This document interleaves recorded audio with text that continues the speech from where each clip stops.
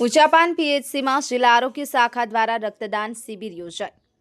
Indu blood bank Bodeli સહયોગથી રક્તદાનનો મુખ્ય હેતુ સગર્ભા માતાઓની સુવાવડ દરમિયાન રક્તની ઉણપ હોય ત્યારે સરળતાથી રક્ત મળી રહે અને આવનાર બાળક અને માતાને રક્તના અભાવે જોખમ ઊભું ન થાય તેવા ઉમદા આશયથી શિબિરનું આયોજન કરાયું।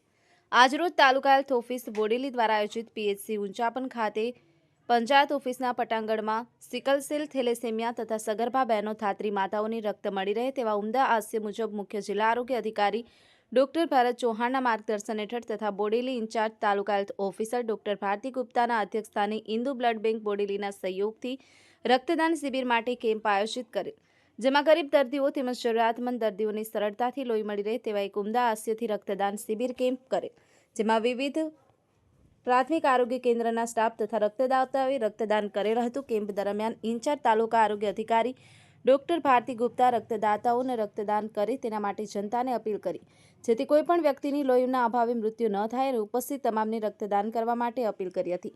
કેમ્પના અંતે બોડેલીના ઇન્ચાર્જ તાલુકા આરોગ્ય અધિકારી ડોક્ટર ભારતી ગુપ્તા કેમ્પમાં 37 યુનિટ રક્તદાન કરેલ તમામ રક્તદાતાઓનો આભાર માનેલ। બ્યુરો ચીફ પ્રીતિશ દિલીપભાઈ શાહ, યુવા પડકાર ન્યૂઝ, છોટાઉદેપુર।